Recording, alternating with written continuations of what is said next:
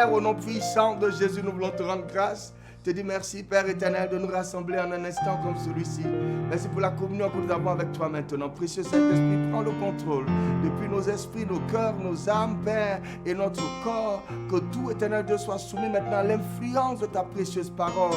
Merci de prendre le contrôle. Merci pour la sagesse que tu rends disponible, pour l'intelligence que tu nous donnes. Merci pour l'ouverture d'esprit que tu nous donnes, afin de recevoir ta sagesse et de la comprendre. Merci de guider le cœur de chacun de nous à recevoir avec abondante joie, éternel Dieu, et à être rassasié de ta parole qui libère, qui guérit, qui édifie et qui bâtit. Que cela soit la portion de chacun de nous. Toi qui donnes du pain à celui qui a faim, toi qui donnes à boire à celui qui a soif. Merci Père de répondre, éternel Dieu, à chacune de nos préoccupations par ta parole. Merci de dire une parole à propos pour chacun d'entre nous, afin que cette saison d'activation, éternel Dieu, soit efficace dans notre vie, soit efficace pour chacun d'entre nous. Nous voulons te rendre toute la gloire. Toi qui es Dieu, toi qui es depuis le commencement, toi qui étais, qui est et qui vient, au nom puissant de Jésus, Père, nous avons prié. Amen. Alléluia.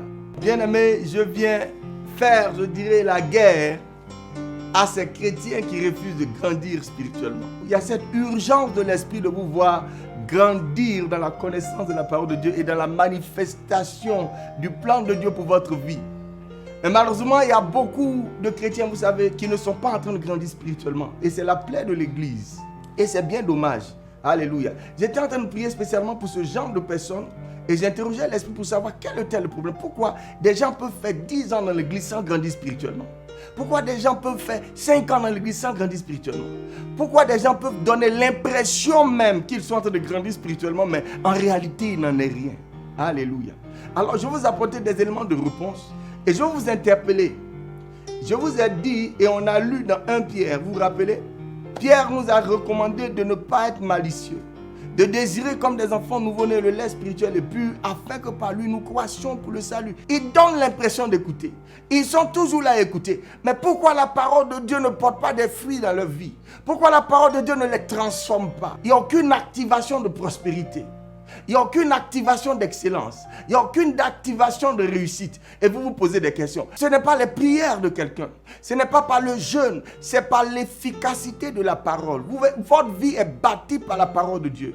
Il n'y a que par la parole de Dieu que nous grandissons spirituellement. Rien d'autre. Il n'y a que par votre connaissance de la parole de Dieu que la parole de Dieu porte des fruits dans votre vie. Des chrétiens qui jusque-là n'expérimentent pas la paix intérieure, qui n'ont pas encore cette joie d'appartenir au Seigneur, qui n'ont pas encore cette force spirituelle dans leur caractère pour être motivés à aller de l'avant chaque jour dans leur vie. Parce qu'il n'y a pas de communion avec le Saint-Esprit. Il n'y a pas de retour d'expérience de leur pratique de la parole de Dieu. Vous voyez? Donc il n'y a pas de force spirituelle dans le cœur. La croissance spirituelle, je vous assure, pour les jeunes, ce n'est pas le nombre de statuts que vous partagez, non. Ce n'est pas le nombre même de messages que vous relayez sur les réseaux sociaux. Ce n'est pas ça. C'est de vivre la parole de Dieu. Il y a une vie de la parole qui doit être manifeste en vous. Dans cette vie de la parole-là, il y a la sagesse, il y a l'excellence, il y a l'intelligence, il y a l'amour, il y a tout ce dont on peut rêver pour être un homme parfait. Donc celui qui marche dans la parole de Dieu, il tend normalement vers la perfection. Celui qui marche dans la parole de Dieu, c'est quelqu'un qui est corrigé. C'est quelqu'un qui de plus en plus devient irréprochable, inébranlable. Alléluia. Et le Seigneur est à la porte. Et d'autres n'ont même pas encore commencé à marcher avec la parole de Dieu. Alors ce soir, je vais insister. Vous savez, Jacques a dit, il ne faut pas être des auditeurs oublieux. Jacques chapitre 1, verset 21 à 25. C'est pourquoi, rejetant toute souillure et tout excès de malice, recevez avec douceur. Quand vous recevez la parole, il n'y a plus de malice. Vous ne la recevez pas pour être ceci, pour être cela. Vous la recevez pour qu'elle transforme votre vie. Vous ne faites pas semblant de la recevoir. C'est-à-dire qu'aujourd'hui, vous écoutez la parole, vous n'avez même pas encore fini de la digérer, en même temps vous la partagez. Ça, c'est de la malice. Comment vous pouvez enseigner quelque chose que vous n'avez pas encore vécu? Comment vous pouvez enseigner quelque chose que vous n'avez pas encore expérimenté? C'est ça la malice, parce que vous voulez faire comme. Vous voulez faire comprendre aux gens que vous êtes spirituel, alors qu'il n'en est rien. Peut-être que vous ne savez pas ce que la parole est. Je vais vous expliquer tout à l'heure ce qu'est la parole de Dieu. Et pourquoi l'apôtre dit qu'il est capable de sauver vos âmes. Dans le salut de l'âme, il y a tout ce que vous pouvez imaginer. Que ce soit moral, que ce soit financier, que ce soit matériel, il y a tout dedans. Il parle du salut de l'âme. Mais il dit c'est par la parole. Votre salut sera provoqué par la parole qui est plantée déjà en vous. Il dit mettez-la en pratique. Faites ce que la parole dit. Jouez le rôle que la parole vous donne. Et ne vous bornez pas à l'écouter en vous trompant vous-même par de faux raisonnements. Alléluia. Car si quelqu'un écoute la parole et ne la met pas en pratique, voici le faux. Il écoute la parole pourquoi? Nous écoutons la parole pour la pratiquer, pour la laisser travailler dans nos cœurs et dans nos vies. Et c'est très simple. Beaucoup ne savent pas comment grandir avec la parole de Dieu. Beaucoup ne savent pas comment on se laisse influencer par la parole de Dieu. Romains chapitre 10, verset 17. La foi vient de ce qu'on entend. Et ce qu'on entend vient de la parole de Christ, vient de la parole de Dieu. C'est tellement crucial. Ça veut dire que si vous n'entendez pas, vous ne pouvez pas avoir la foi. La foi vient de ce qu'on entend. Qu'est-ce que vous entendez? Alors pour que vous entendiez quelque chose, il faut que quelqu'un parle. Il faut que quelqu'un prêche. Il faut que quelqu'un annonce la parole de Dieu. Et c'est à cela que nous servons. C'est pour ça que Dieu a besoin de nous et c'est pour ça que Dieu nous appelle. Parce qu'il faut que quelqu'un prêche pour que des gens entendent. Il a dit que la foi vient de ce qu'on entend. Le verbe entendre ici vient du grec akoué. Non, akoué veut dire ce qu'on entend d'une instruction, d'une prédication ou d'une rumeur. Vous voyez? C'est-à-dire que si quelqu'un est en train de raconter un témoignage de ce que Dieu a fait dans sa vie, ce témoignage-là, c'est pareil quand quelqu'un raconte quelque chose qu'il a vu quelque part. Quand vous êtes à côté, que vous entendez ça, il dit ça peut vous communiquer la foi. Donc la foi vient de ce qu'on entend. C'est quoi la foi? La ferme assurance. Donc il y a de la conviction quand vous recevez une instruction. Il y a de la conviction quand quelqu'un vous donne un témoignage. Il y a de la conviction quand quelqu'un vous enseigne la parole de Dieu. Sans ces éléments, il ne peut pas avoir de conviction dans votre cœur. Or, sans la conviction, il est impossible de lui être agréable. C'est que vous ne pouvez pas élever les mains et prier Dieu si vous n'avez pas de conviction. Et Dieu dit que l'esprit de l'homme est fait et programmé pour croire en sa parole. Donc, pour que l'esprit de l'homme ait de la conviction et de l'assurance, il faut qu'il entende dire de Dieu. Il faut qu'il entende Dieu lui parler ou qu'il entende quelqu'un parler de Dieu. Il dit voici les choses qui nous communiquent l'assurance et la force. Voici les choses qui nous communiquent la conviction et la foi. Or, sans la foi, il est impossible de lui être agréable. Vous devez comprendre ces choses. D'abord, je ne peux pas avoir la foi si je n'entends pas dire de Dieu. Je ne peux pas avoir la foi si on ne me parle pas de Dieu. Que ce soit en témoignage, que ce soit en message, que ce soit en prédication, que ce soit en prophétie. Si quelqu'un ne me parle pas de la part de Dieu, Dieu dit que je ne peux pas avoir la foi. Je dois tout le temps être en train d'écouter des gens me parler de Dieu si je veux avoir la foi. Donc un homme de foi, c'est un homme qui cherche à entendre. Il est toujours aux aguets pour entendre quelque chose pour qu'il ait la foi. Donc si vous êtes enfant de Dieu et que vous recevez un message aujourd'hui et que ce message-là, vous ne le réécoutez pas jusqu'à ce que vous le prêchiez vous-même, vous n'êtes pas en train de bâtir la foi en vous. La chose n'est pas d'assister au culte, non. C'est que pendant le culte, l'Esprit de Dieu vous parle et que votre foi est liée à cette parole. Je vous dis comment nous on a grandi spirituellement. Quand vous recevez un message de votre homme de Dieu, vous écoutez le message jusqu'à ce que vous soyez capable de dire le message. Vous voyez d'où vient le problème? Combien de messages vous avez écoutés et que vous êtes capable de rendre à votre tour? Voilà pourquoi beaucoup ne sont pas en train de grandir spirituellement. C'est un travail. La foi vient de ce qu'on entend. Ce qu'on entend dire de Dieu. Ce qu'on entend Dieu dire. Ou ce qu'on entend les gens dire de Dieu. Donc s'il y a quelqu'un qui vous parle de Dieu, il dit cette parole-là, vous devez l'entendre constamment. Vous devez chercher à l'entendre. Vous devez vous-même, sans qu'on vous force. Il dit il n'y a plus de malice. Parce que vous avez compris que sans la foi, vous n'êtes pas qualifié pour élever les mains vers le Seigneur. Il faut que celui qui s'approche de Dieu croit que Dieu existe. Il faut qu'il soit convaincu. Il faut qu'il soit un homme de foi. Donc comment vous voulez prier? Comment vous espérez prier si vous n'avez pas la foi? Comment vous allez avoir la foi si vous n'entendez rien? Pourquoi pensez-vous qu'il a dit à Josué que ce livre de la loi ne s'éloigne point de ta bouche? Médite-le jour et nuit. Pourquoi il y a nécessité de le méditer jour et nuit? Il dit celui qui trouve son plaisir dans la loi de l'Éternel et qui la médite jour et nuit, il est comme un arbre planté auprès d'un courant d'eau. Tout ce qu'il fait lui réussit. Alors vous pouvez regarder votre vie et vous poser la question, est-ce que tout ce que vous faites vous réussit? Ça ne pourra jamais réussir s'il n'y a pas une constante méditation. Celui qui réussit par la parole est celui qui est tout le temps en train d'écouter la parole et la mettre en pratique. Voici comment on grandit spirituellement. Si vous n'avez pas encore commencé ça, je vous exhorte à le faire aujourd'hui. Chaque matin, vous devez entendre quelque chose de Dieu. Chaque soir, vous devez entendre quelque chose de Dieu. Il dit jour et nuit. Celui qui la médite jour et nuit, il est comme un arbre planté auprès d'un courant d'eau. Vous devez comprendre ce qu'est la parole de Dieu. Le grec l'appelle logos. Il dit car la parole, le grec dit logos, la totalité de l'expression divine. C'est tout ce que Dieu a pensé, tout ce que Dieu a dit, a fait écrire depuis le commencement. Tous les discours de Dieu, toute l'expression de sa pensée divine, de son être divin. Tout ce que Dieu a fait connaître, il appelait ça le logos, il appelait ça la parole de Dieu. Et il dit le logos de Dieu est vivant. Et le grec dit zao. Il dit ce qui est écrit de la part de Dieu est vivant. Ce qui est écrit dans la Bible est vivant. Cette écriture-là peut donner la vie. Elle peut transmettre la vie. Elle vit dans toutes les époques. Elle vit dans tous les âges. Elle transcende donc le temps. Elle est éternelle. Il dit la parole de Dieu est vivante. L'expression de Dieu communique la bénédiction. Donc si Dieu a écrit quelque chose ici, et que j'ai ce que Dieu a écrit, j'ai mis ça ici dans ma poche. Il dit à cause de ce qui est écrit de Dieu là, ça va me bénir. Oh boy. Vous n'avez pas écouté déjà les témoignages des gens qui ont dit leur maison a brûlé sauf la parole de Dieu. Il dit le logos, l'expression divine bénit. Tout ce que Dieu pense, tout ce que Dieu fait écrire, toute instruction de Dieu bénit et fait vivre. La parole de Dieu est vivante et efficace. Donc elle est opérante, elle a de l'énergie. Si je viens simplement lire ce que Dieu a écrit, il dit il y a une énergie qui peut être communiquée. La parole de Dieu, vous devez comprendre ce qu'elle est. Elle est vivante, elle est efficace, elle est opérante. C'est-à-dire qu'elle a la capacité de transformer.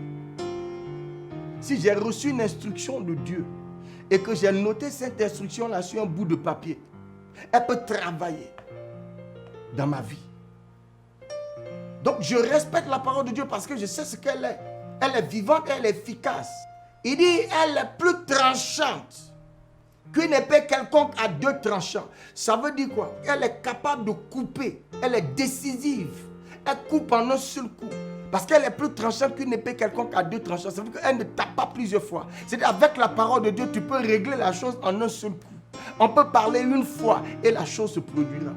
C'est ce que la parole de Dieu, elle a cette force, elle a cette efficacité, elle est vivante, elle est efficace, elle est tranchante. Pour couper avec quelque chose qui vous fatigue, il dit la parole de Dieu. Si vous faites intervenir la parole de Dieu, vous allez régler votre problème en un seul coup. Elle est plus tranchante qu'une épée quelconque à deux tranchants, pénétrante. C'est-à-dire qu'elle peut rentrer partout, dans n'importe quelle situation. Spirituelle, physique, matérielle, la parole de Dieu peut entrer partout. Dès que je vocalise ça, il dit je vais retrouver son efficacité. Je vais sentir cette parole rentrer dans mon corps et opérer la guérison, opérer le miracle que j'attends. Je vais sentir cette parole entrer dans mon esprit et me donner la force dont j'ai besoin. Je vais sentir cette parole entrer en moi et former cette sagesse en moi. Vous voyez, je vais sentir cette parole entrer en moi et mettre la capacité en moi, telle qu'elle le dit. Donc si nous avons une situation, peut-être que vous n'avez pas d'emploi et vous voulez un emploi, il dit la parole de Dieu peut rentrer dans votre situation de non-emploi et apporter la solution. Elle va attirer, elle va activer tout ce qu'il faut autour de vous, en vous, pour susciter l'intelligence, la sagesse, les connexions, les relations, pour créer ce travail. Et vous allez venir témoigner. Il dit la parole de Dieu en est capable. Et on a beaucoup de témoignages. Alléluia. Un enfant de Dieu comprend que tout ce dont il a besoin, c'est de connaître la parole de Dieu et de savoir comment on utilise la parole de Dieu et de savoir comment on vit avec la parole de Dieu. Voici le travail du chrétien. C'est tout. Alors il dit, quand vous écoutez la parole, il faut que vous allez la pratiquer. Il y a un exercice. Écouter une seule fois ne suffit pas pour entendre. Écouter une seule fois ne suffit pas pour comprendre. Il faut bien écouter. Surtout quand vous êtes disposé. On écoute la parole de Dieu, je veux dire, avec l'esprit, avec le cœur. Il dit, c'est en croyant du cœur. On ne croit pas avec la tête, on croit avec le cœur. Votre intelligence est capable de vous appuyer sur votre mémoire. Il y a des gens qui ont de très bonnes mémoires qui peuvent retenir tout un message. Mais le fait que tu retiennes ça dans ta tête n'est pas ce qui va te communiquer la foi. La foi vient de ce qu'on entend dans le cœur, dans l'esprit. C'est votre esprit qui doit entendre. Parce que c'est en croyant du cœur qu'on a la foi. Et le plus grave, c'est que la foi est la justice de Dieu. Pour être justifié devant Dieu, il vous faut la foi. Vous êtes justifié par votre foi. Pas par votre sainteté, non. Pas par vos bonnes actions, non, pas par vos bonnes œuvres. Et c'est là que beaucoup se plantent. C'est parce que vous êtes saint que Dieu va vous bénir. Non. Non. C'est pas parce que vous n'êtes pas saint que Dieu va vous bénir. Ça n'a rien à voir avec ça. D'abord, ça commence avec la foi. Sans la foi, il est impossible d'être agréable à Dieu. Dans Romains chapitre 10, le verset 6, il dit, mais voici comment par la justice qui vient de la foi. Vous voyez, la justice qui vient de la foi. La justice de Dieu vient de la foi. Donc, tant que vous n'êtes pas un homme de foi, vous ne serez pas juste. Et si vous n'êtes pas juste, vous ne recevrez rien du Seigneur. Vous voyez comment c'est important?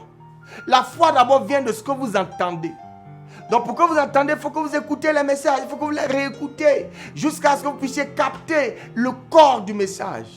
Il dit après cela, quand vous avez la foi, alors vous avez atteint la justice de Dieu. C'est en ce moment-là que vos déclarations peuvent être entendues et porter des fruits. Si vous n'êtes pas un homme de foi, même si vous lisez la Bible chaque matin, ça ne produira aucun effet dans votre vie. On ne verra jamais les résultats de la parole de Dieu. Parce qu'il faut y croire. Nous ne sommes pas justifiés par nos œuvres. Non, nous sommes justifiés par notre foi. Il dit, mais maintenant, sans la loi est manifestée la justice de Dieu, à laquelle rendent témoignage la loi et les prophètes. Justice de Dieu par la foi en Jésus-Christ pour tous ceux qui croient. Il n'y a point de distinction. La justice est par la foi en Jésus-Christ. Combien vous avez foi en Jésus-Christ est ce qui garantit votre justice. Ça, c'est d'abord ça. Il faut bien comprendre ce qu'on est en train de dire. On ne nous demande pas de vivre dans le désordre. On dit que la sainteté ne garantit pas que vous soyez exaucé. Ce qu'il faut commencer par faire, c'est de suffisamment avoir la foi. Si vous voulez déclarer des choses qui arrivent, si vous voulez être efficace et efficient dans vos prières, il faut que vous ayez la foi. Pour que vous ayez la foi, il faut que vous entendez parler de Dieu. Pour que vous entendez parler de Dieu, Dieu vous envoie des hommes qui vous parlent nuit et jour. Nous, on a fait ça pour grandir spirituellement. On a écouté, jusqu'à prêcher le message qu'on a écouté. C'est rentré dans tous les compartiments de notre cœur, de notre âme. Ça a été stocké en nous. C'est devenu une partie de nous. Celui qui entend la parole jusqu'à recevoir la foi et qui ne s'assoit pas là et qui déclare ce qu'il a cru, c'est celui-là qui sera béni dans son œuvre. C'est celui-là, il a dit, il est comme un arbre planté près d'un courant d'eau et tout ce qu'il fait lui réussit. Donc vous n'avez pas besoin qu'on prie pour voir à longueur de journée. Non, la parole en vous va porter des résultats positifs dans votre travail. La parole en vous va modifier l'état de votre foyer, l'état de votre famille. La parole va modifier votre façon d'être, votre façon de vous présenter. Les gens autour de vous vont témoigner qu'il y a de la sagesse et de l'excellence. Et quand vous voyez des chrétiens qui ont écouté parce qu'ils ont été écoutés, ils attendent le dimanche prochain pour revenir au culte et ils n'ont pas écouté pendant toute la semaine le message. Ils ne le connaissent pas, ils n'en ont même pas maîtrisé les contours, ils n'ont rien reçu. Comment vous pensez qu'ils vont grandir spirituellement? Comment vous pensez que tout ce qu'ils font va leur réussir? Et c'est pour ça que c'est même là, vous vous appelez pour dire, pasteur, j'ai un blocage ici, pasteur, ça ne va pas ici, pasteur, ça ne va pas ici. Mais la solution, c'est la mise en pratique de ce qu'on vous enseigne. Quand vous allez mettre les enseignements que vous avez reçus en pratique, vous n'aurez pas besoin d'appeler pour qu'on prie pour vous. Il dit, il est comme un arbre planté auprès d'un courant d'eau. Tout ce que vous allez mettre votre main à faire va réussir. Vous aurez vous-même en vous les codes de la réussite. Vous saurez comment réussir. Vous aurez la motivation nécessaire. Vous aurez le courage nécessaire. Vous aurez la force nécessaire pour réussir dans tout ce que vous entreprenez. C'est clair. David pouvait dire dans le psaume 119, je vous lis le verset que j'ai noté, il dit, combien j'aime ta loi. Elle est tout le jour l'objet de ma méditation. Tes commandements me rendent plus sage que mes ennemis, car je les ai toujours avec moi. Alléluia. Tout le jour, ta parole. Quand il vient, qu'il a entendu quelque chose de Dieu, il médite dessus pendant des jours. Quand quelqu'un a fait son témoignage, qu'il a entendu ce que Dieu est capable de faire, il médite dessus pendant des jours. Oh, alléluia. Quand on lui annonce la parole de Dieu, quand on lui lit la Torah, de ce qu'il a entendu là, le peu qu'il a entendu, il dit, il médite dessus pendant des jours. Il a compris que quand il médite sur le peu qu'il a appris de Dieu là, il se sent sage. Il voit qu'il a de l'avantage sur ses adversaires. Et vous pouvez faire la même chose, c'est ce que je dis. Si vous écoutez le message à longueur de journée, vous allez voir que du message, vous allez recevoir une sagesse. Quand vous allez aller dans vos services, à votre lieu de travail, vous allez remarquer, les gens autour de vous vont remarquer qu'il y a une certaine sagesse, il y a une certaine sérénité, il y a une certaine excellence, il y a une certaine intelligence dans votre façon de faire les choses. Parce que vous êtes juste en train de mettre la parole en opération. Pourquoi les chrétiens ne peuvent pas faire ça? Pourquoi des chrétiens doivent être déniés? Pourquoi des chrétiens doivent être à la queue? Pourquoi des chrétiens doivent être si faibles? Quand ils ont toutes ces provisions, David dit, elle fait l'objet de ma méditation tous les jours. Tes ordonnances, tes instructions me rendent plus sage que mes ennemis. J'ai des stratégies pour ma réussite. Dans le psaume 26, le verset 5 à 6, il dit, je hais l'assemblée de tous ceux qui font le mal. Je ne m'assieds pas avec les méchants. C'est la même chose, vous savez, aujourd'hui, tout le monde se plaint que le monde est difficile, mais le monde est difficile parce que des gens sont méchants. Le monde est difficile à cause de la méchanceté des hommes. Et le premier monde a été détruit à cause de cette même méchanceté. Et Dieu en a sauvé qu'un seul, et ses fils Noé. Le cœur de l'homme était tourné résolument vers la méchanceté. Et c'est la même chose aujourd'hui. Que ce soit la crise financière, que ce soit la crise sanitaire, que ce soit toutes les récessions, que ce soit les guerres civiles, que ce soit la famine, que ce soit le réchauffement climatique, tous les grands fléaux que nous connaissons, que nous subissons, proviennent de la méchanceté des hommes. Quand vos parents meurent dans les CHU, c'est dû à la méchanceté des hommes. Quand vos enfants n'ont pas d'emploi à leur sortie de l'université, c'est dû à la méchanceté des hommes. Les difficultés que les hommes ont sont causées par la méchanceté des mêmes hommes. Et c'est à cause de cette méchanceté que le monde alors fut détruit et que ce monde sera détruit. On ne peut plus sauver ce monde. La seule chose qu'on peut sauver, c'est vous. Ce monde est voué à la destruction à cause de la méchanceté des hommes. Ne soyez pas méchants parce que les gens sont méchants. Vous subirez le même sort. Vous tomberez sur le même jugement. Nous sommes la lumière du monde. Nous ne devons pas être méchants. Les gens sont méchants, mais vous restez bons. Vous poursuivez le bien, il a dit. Alléluia. N'augmentez pas le nombre des méchants. Ne rendez pas le mal par le mal. C'est un piège. Dieu va détruire les méchants et les impies. Ils seront détruits. Si vous n'êtes pas méchant, ne craignez aucun fléau. Alléluia. Aucune contamination n'est possible pour vous, enfants de Dieu. Vous êtes gardés par le Saint-Esprit. Vous êtes une race élue. Est-ce que vous savez? Vous êtes une race juste. Au milieu d'une génération perverse et corrompue. Il dit, vous êtes le flambeau de Dieu. Ne craignez pas ce qu'ils craignent. Alléluia. Aucune âme forcée contre vous ne peut avoir de l'effet. Parce que vous n'êtes pas méchants. Mais tous les méchants périront. Tous les méchants passeront. Et la terre sera détruite à cause de la méchanceté des hommes. Heureux l'homme qui ne marche pas selon le conseil des méchants. Quand des gens vous poussent à être méchants. Non, ne lui donne pas. Non, tu es trop gentil. Non, tu es trop bon. Non, ne fais plus ses faveurs. Ne permets plus. Il dit, ne marchez pas selon le conseil des méchants. Non, est-ce que tu le connais? Pourquoi tu veux l'aider? Est-ce que c'est ton parent? Heureux l'homme qui ne marche pas selon le conseil des méchants. Est-ce qu'il est avec nous? Est-ce qu'il est de notre bord? Est-ce qu'il est dans notre clan? Pourquoi tu veux lui donner le contrat? Heureux l'homme qui ne marche pas selon le conseil des méchants. Ça commence avec Dieu quand déjà vous refusez d'être méchant. Il dit, vous êtes heureux, vous êtes bien heureux. Pour Dieu. La faveur et la bénédiction de Dieu sera sur votre vie. Parce que vous n'êtes pas méchant. Heureux l'homme qui ne marche pas selon le conseil des méchants. Qui ne s'arrête pas sur la voie des pécheurs. Les méchants sont les pécheurs. Qui ne s'assied pas en compagnie des moqueurs. Mais qui trouve son plaisir dans la loi de l'Éternel. Ça veut dire que si vous êtes méchant, vous ne pouvez pas trouver votre plaisir dans la loi de l'Éternel. Si vous êtes moqueur, vous ne pouvez pas trouver votre plaisir dans la loi de l'Éternel. Heureux l'homme qui ne marche pas selon le conseil des méchants. Qui ne s'assoit pas en compagnie des moqueurs, mais qui trouve son plaisir dans la loi de l'Éternel. Qui trouve son plaisir dans le logos. Ce que Dieu a dit, ou ce que Dieu pense, ou ce que Dieu a instruit, ou ce que Dieu a écrit. Il dit qu'il trouve son plaisir dans le logos, dans la loi de l'Éternel, dans les instructions de l'Éternel. Il dit cet homme-là, qui trouve son plaisir, donc il y a une communion, qui a une relation avec le logos de Dieu. Il dit c'est un homme qui est planté auprès d'un courant d'eau. Que Dieu fasse de vous cet homme. Que Dieu fasse de vous cette femme. Plantée auprès d'un courant d'eau. Qui donne son fruit en sa saison. Qui donne son fruit en son temps. Oh, alléluia. Quand votre kairos arrive, vous avez vos fruits. Il y en a qui n'auront pas leurs fruits pendant le kairos. Il y en a qui ne donneront pas leurs fruits pendant leur saison. Mais vous allez donner votre fruit pendant vos saisons. et dont le feuillage ne se flétrit point. Tout ce qu'il fait. Oh, alléluia.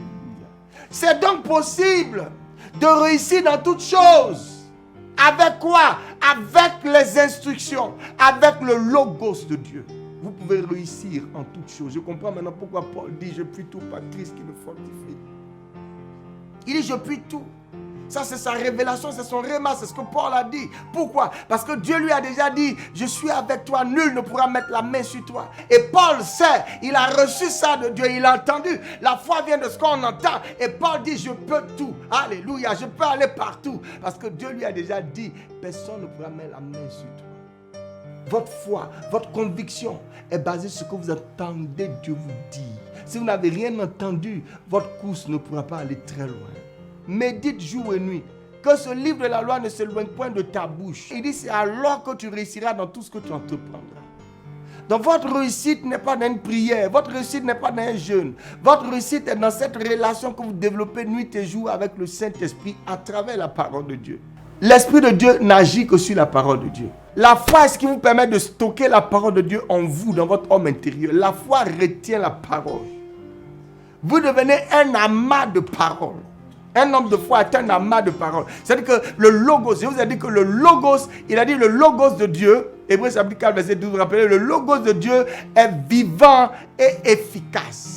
La parole de Dieu, le logos, qui est l'expression divine, qui est la totalité de ce que Dieu a dit, est vivant et efficace. Et tout ce sur quoi le logos se pose, cette chose devient vivante et efficace. Donc vous imaginez, quand vous mettez le logos en vous, vous devenez vivant et efficace. Vous devenez opérationnel par le logos qui est en vous. Et c'est le logos qui est en vous qui sera la base de travail du Saint-Esprit. La Bible, le logos est fait chair. Le logos est fait chair et il habitait parmi nous. Il était plein de grâce. Il avait cette aura, il avait cette grâce, il avait ce charisme, il avait cette beauté spirituelle. Parce que c'était la révélation, la totalité de ce que Dieu a dit, enveloppé dans une chair. Alléluia. Mais même quand Jésus-Christ était le logos dans la chair, il n'a fait aucun miracle. Jusqu'à ce que le Saint-Esprit, je l'appelle l'activateur. Alléluia. Jusqu'à ce que le Saint-Esprit vienne. Et le Saint-Esprit a travaillé avec la connaissance, avec le logos qui était en lui. Et comme il était le logos, la Bible dit qu'il a fait tellement de miracles que si on voulait les écrire, le monde entier ne pourrait pas contenir des livres. Parce que l'homme était chargé, il était le logos en personne. Si vous avez une petite portion du logos en vous, le Saint-Esprit fera de grandes œuvres avec le logos de Dieu qui est stocké en vous. Donc, amassez le logos en vous. Alléluia. Dieu a parlé en parole. Il a parlé par des visions, par des prophéties. Il a parlé par des écritures. Il dit la totalité de l'expression divine, c'est ce qui est le logos. Il y a une petite partie en vous aujourd'hui. Vous devez encore ajouter. Alléluia. Jusqu'à ce que la plénitude du logos se manifeste en vous. La puissance de l'Esprit de Dieu dépend de l'amas que vous avez de logos. Parce qu'il n'agira que sur le logos.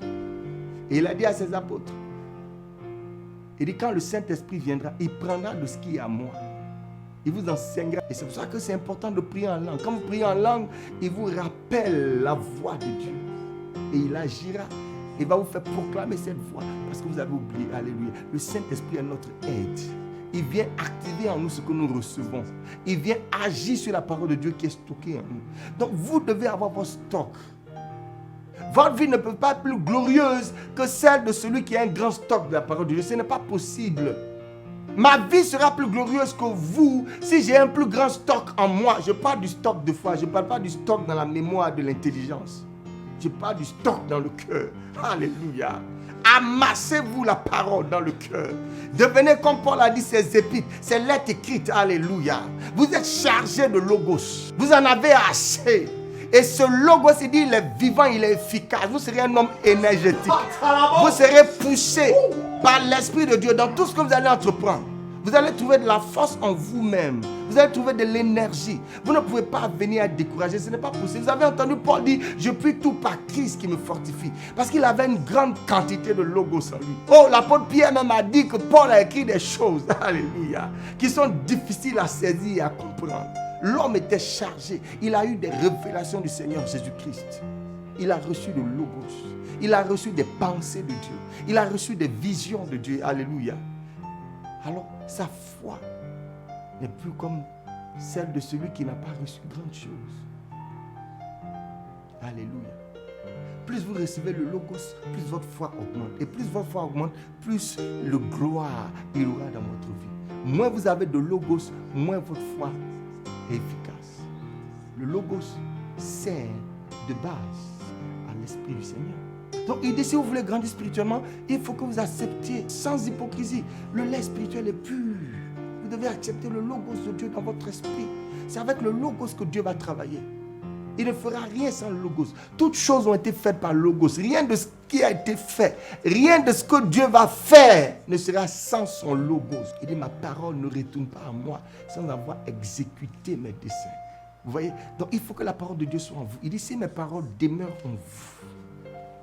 Alléluia. Demandez ce que vous voulez. Donc quand Paul dit, je puis tout, c'est parce qu'il en a assez. Quelle est la quantité de Logos qui est en vous, mes frères? Quelle est la quantité de Logos? Voilà pourquoi beaucoup de chrétiens échouent. Peu importe les prières, peu importe les délivrances, peu importe les jeûnes, beaucoup de chrétiens sont derniers. Ils n'ont pas de Logos en eux. Ils n'ont pas d'énergie donc en eux. Ils ne peuvent pas trancher. Ils ne sont pas tranchants. Des chrétiens qui ne sont pas percutants. Devenez tranchants. Alléluia. Tranchants dans vos prises de décision. Parce que vous êtes motivés. Vous marchez, vous allez en avant.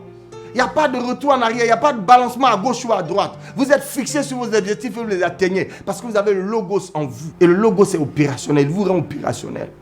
Il est tranchant, il vous rend énergétique. Il vous rend sage, il vous rend intelligent. Vous ne pouvez pas prophétiser au-delà du Logos qui est en vous, ce n'est pas possible. Chaque fois que vous allez prophétiser, vous allez dire, oh alléluia, le Saint-Esprit transforme votre Logos en Rhéma. Et le Rhéma est la parole du maintenant, c'est la parole de la saison. Alléluia. Donc pendant que vous êtes en train de prier, le Saint-Esprit creuse dans votre Logos. C'est des choses que vous avez déjà stockées en vous. Il ne va jamais vous donner une prophétie que vous n'avez pas lue déjà dans la parole de Dieu, que vous n'avez pas entendu dire de Dieu. Il va vous donner une prophétie extrait. Le Rhéma est une extraction du Logos pour une action précise. Donc, si vous n'avez pas le Logos en vous, comment vous pouvez réussir? Parce que quand vous serez bloqué, vous ne saurez pas quoi faire. Et le Saint-Esprit n'a pas assez de ressources pour aller tirer du Logos. Toutes les questions sont répondues dans le Logos. Dans la Bible, dans le Logos, il est question de chacun de nous. La destinée, la vie, le plan de vie, le plan de carrière de chacun d'entre nous a été inscrit déjà dans le Logos. Le Logos, c'est la totalité de l'expression de Dieu. Tout ce que Dieu a dit concernant l'homme est dans le Logos. Donc le Logos vous connaît mieux que vous-même. Il dit tout est à découvert, tout est à nu devant le Logos. Le Logos connaît vos pensées. Dans le Logos, vous pouvez trouver toutes les réponses à vos questions. Donc plus vous mettez le Logos en vous, plus de révélations vous aurez. C'est aussi simple que ça. Quand vous n'êtes pas un homme de révélation, c'est parce que vous n'êtes pas chargé de Logos. Si vous remplissez de Logos, vous aurez des révélations. Parce que le Saint-Esprit va extraire de ce que vous avez mis en vous. Il dit, il va prendre de ce qui est à moi. Alléluia. Le Logos, c'est Jésus-Christ. Il va prendre de ce qui est à Jésus-Christ. Il va vous le révéler. Il va prendre de ce qui est à Jésus-Christ. Il va le dire à votre circonstance. Il va prendre du Logos qui est en vous. Il va le dire. Il va mettre le Logos dans votre bouche. Donc c'est très important. Chaque chrétien doit vivre cette étape où il fait son stock de Logos. Et pour avoir le Logos, il dit le Logos entre en vous quand vous écoutez. Et ça vous communique la vie. Ça vous communique la foi. Ça vous donne de l'énergie. Ça vous donne de la force. Et je vous ai dit de faire l'exemple. Même quand vous ne vous sentez pas bien, au lieu de tourner à gauche, à droite, prenez la parole, mettez-la dans vos oreilles. Vous allez recevoir de l'énergie parce que la parole est vivante et efficace. Si vous n'avez pas d'idée à propos de ce que vous devez faire au travail, à la maison, pour régler une situation, prenez juste un message et mettez le message dans vos oreilles. Vous allez recevoir la solution.